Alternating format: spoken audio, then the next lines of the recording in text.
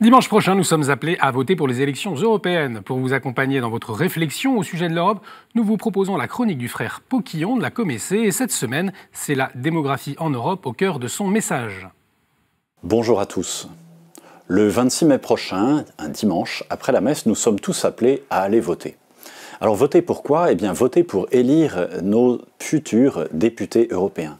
Les hommes et les femmes qui, pendant 5 ans, vont décider d'à peu près 60% des normes qui vont régir notre vie quotidienne.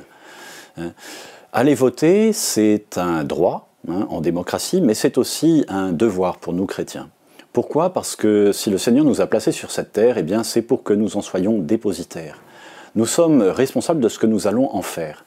En faire pour nous, mais aussi en faire pour les générations futures. Les jeunes générations, aujourd'hui, sont moins nombreuses que par le passé. Ça veut dire que nous avons à faire face à un refroidissement démographique. Moins d'enfants et des jeunes qui quittent leur pays. Dans la moitié des États membres de l'Union européenne, les populations diminuent. Et parfois en proportion très considérable. Alors que on appelle ça de la migration ou qu'on appelle cela de la mobilité, ça reste des défis à relever. 3 millions de Polonais ont quitté leur pays, 1 million de Lituaniens sur 4, c'est énorme. Que voulons-nous faire ensemble aujourd'hui en Europe ?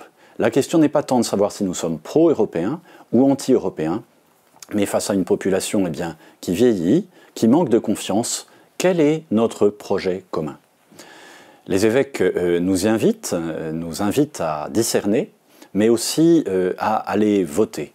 S'engager en politique, ça n'est pas mettre en œuvre une idéologie, c'est d'abord pour nous chrétiens accompagner cet appel du Seigneur à incarner sa parole dans notre vie quotidienne. L'Europe, ça n'est pas d'abord Bruxelles, c'est chacune de nos régions, chacun de nos pays, chacune de nos paroisses. Alors le 26, allez voter.